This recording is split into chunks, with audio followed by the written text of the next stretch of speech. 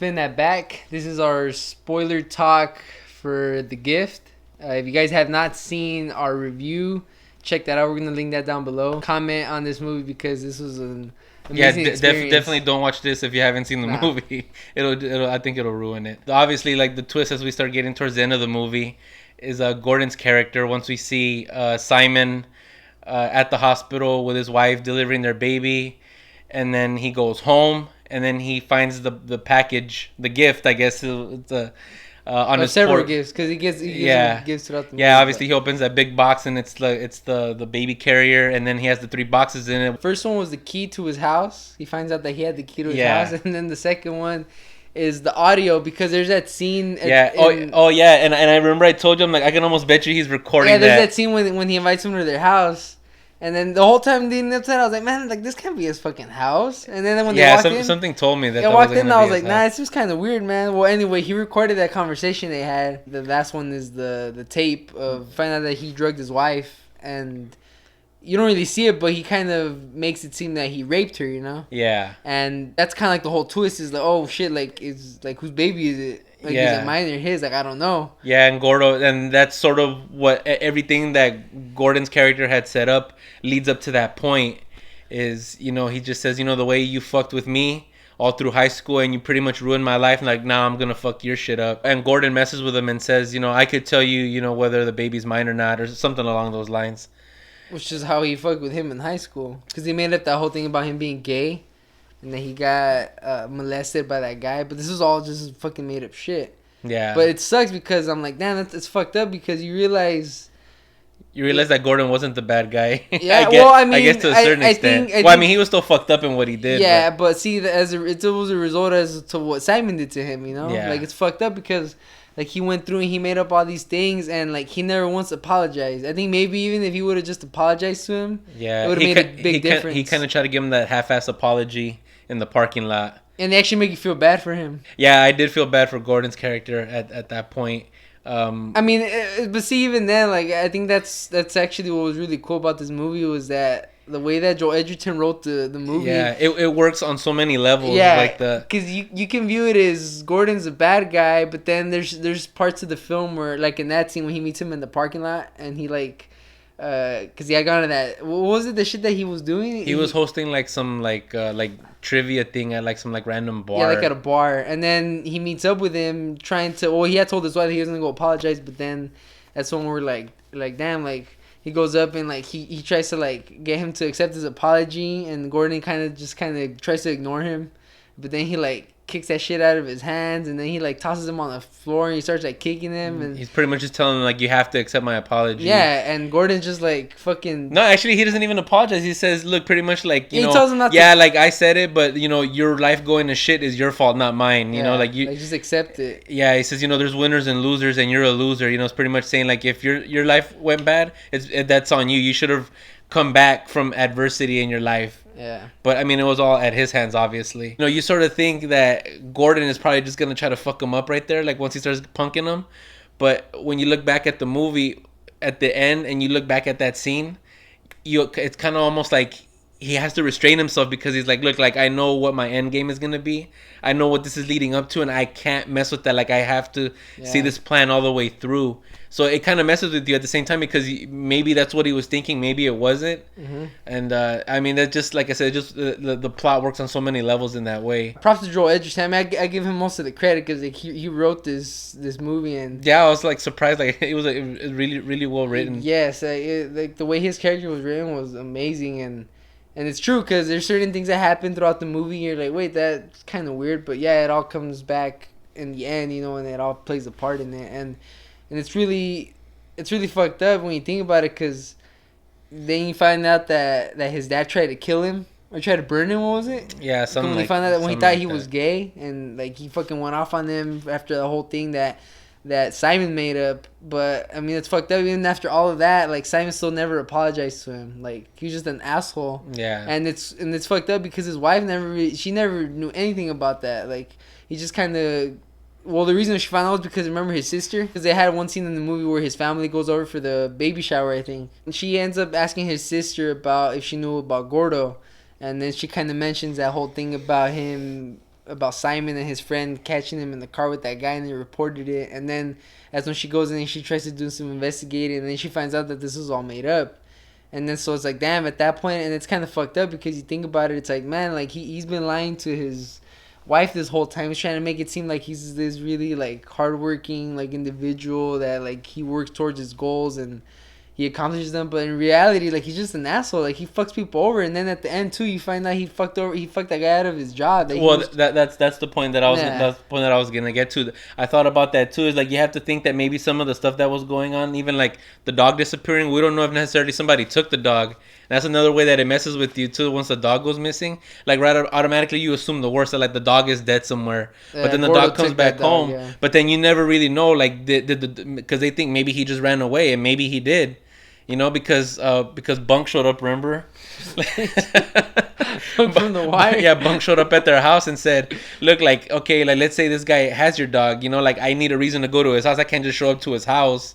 You know, and if I show up, he's going to know that we know that we think that he has his dog, you know, so they're kind of stuck. But then the dog comes back home. Maybe that other guy was named Danny McDonald. Yeah, the guy he fucks out of his job at the end of the movie. Like, you don't know a lot of these things that happen in the movie. Maybe some of that stuff he did too. You know what I mean? Yeah. Like you don't know. I just said like it just works like on a bunch of different levels, and I love that about this movie. They're having like that party for his promotion or whatever, and then that whole shit starts happening. Like at first I thought it was Gordo that showed up at the house, because that was after that whole thing in the parking lot happened. So I thought that kind of made him snap, but like no, like he kept his cool, like he didn't do shit, and it turned out to be Danny McDonald, right? Yeah, the guy that he screwed out of the job. Yeah, he ends up coming back, and then that's when, like, everybody around him finds out, like, wait, like, so you did fuck him out of the job? Because he just kind of told them to let him go. Yeah. And then that's when they're like, damn, like, so he's been lying this whole time? And then his wife and his friends just totally look like, they just look at him completely differently after that whole shit goes down. Yeah, so then that's when his wife is having the baby, and then that leads up towards, like, that twist at the very end. You mentioned about the dog. How like, oh, well, you don't know if he took him or not. I'm like, yeah, but like, if we would have had a fucking camera like in his house somewhere, like maybe we would have seen what happened to the fucking dog. Yeah, because he doesn't sell security systems at work. Yeah, that's like the one thing. But it's funny because I didn't think about that as I was watching the movie. Yeah, like, thinking about it now, I'm like, damn, that's true. Like, why doesn't he just like at least a camera or some shit, you know, like outside to find out what happened to the fucking dog? Yeah, But yeah, that was a little weird. The wife didn't really tell him anything either, because that's actually another thing that I did like was about Rebecca Hall's character, because you end up finding out that she used to take a medication. Pills. She used to pop some pills. Once this whole thing starts happening with Gordo and she starts to get paranoid, she starts taking these pills again. And it's like her mind kind of starts fucking with her, and then she's like, damn, like... And there's certain things that she doesn't really want to mention to her husband, because then he's gonna think like, damn, like he's gonna think I'm tripping out now, and I don't want him to fucking. There was that one part that kind of made me jump too, when she was in the shower room, and she takes off. Oh, and then he's standing there. Another thing that works really well is that we see things from her perspective, and it's like there's certain things that she doesn't mention to her husband, but at the same time that kind of has to do with their past, and that she kind of had like this history of taking this medication, and I'm sure that after these things started happening, maybe she just kind of wanted to forget about it and not say anything, because then that would lead her husband to go back, and cause there's that whole part of when they have like the argument and he starts like talking shit about her taking the pills again. And that's part of the reason why she doesn't really want to mention it to him. Well, see, and that's what I like too, is that you don't know how much of the medication is messing with her, because maybe somebody is in the house, maybe she's just imagining it, so you don't know. Yeah, but it kind of plays with you. It plays with your head. Yeah, it's messing with you at the same time that it's messing with the characters, and I really like that a lot. That scene when they go to his house, I know that wasn't his house. Well, it seemed kind of weird. Yeah, like right away I was just like, yeah, because he was like so blown away by their house. It's like if he's living in a big ass mansion like that, like why would he be like, wow, like I'm balling too, like I got a big ass house, like why would he be so amazed at their house? Yeah, but that's funny because at that point, like Simon had already been talking shit about him, like, oh, this guy's a weirdo, like he's just and then really the only reason they went was because they thought there was gonna be another couple there, because they think, okay, at least we're not gonna be alone with this guy. Yeah. But then that's when like he ends up coming back after he records that conversation of them talking shit, or Simon more than anyone talking shit. Which I knew that was gonna happen to him, right? Yeah, until I can almost bet you he's recording him right now. Yeah, so then he comes back, and then he makes up that whole bullshit about his wife had left him and took the kids and all this thing, and then they feel bad for him. Yeah. But then that's pretty cool, because that kind of goes back, and that's like the one thing that his wife kind of looks at him like, damn, like you've been talking all this shit about Gordon, and like, but he, like, we should feel bad for him, you know, like, Yeah. like he doesn't have things as well as we do, you know, like he struggled, and he's like, he's having problems with his marriage, and so like it's pretty cool because then like that kind of starts fucking with the relationship between Simon and his wife, you know, and that's kind of what starts building that tension. Yeah, between all that three was of them. like, that was like sort of like the turning point in the movie, was that scene, after that scene at the house. Yeah, and then that's when everything starts to get really weird, and a bunch of like crazy shit starts happening. After that, like, Gordon doesn't come out for a big chunk of the movie, but like we said, like you feel his presence. Like, you don't know if like a lot of this stuff, like, is he really doing this, or is it somebody else, or are they just imagining this? You know, are they just being paranoid? And I thought that was just really dope that it built up to that point where a character is not even there, but you still feel like he's there. Yeah. And I just thought that was like really great writing and directing by Joel Edgerton. Because after that scene, that's like when he doesn't come out at all, right? Until like the wife sees him outside. When she's pregnant, she's trying on dresses or something like that. But there's like a whole like maybe like fucking 40-minute chunk of the movie where he doesn't even come out at all. Tension between all three of them, you know, and they start fucking with him, and at the end it's fucked up what happens to Simon, but at the same time it's like, damn, I didn't say he had it coming, but it was because of him being an asshole. And he did like, it was like that Chris Ross sketch, remember, like I'm not saying he should have done it, but I understand.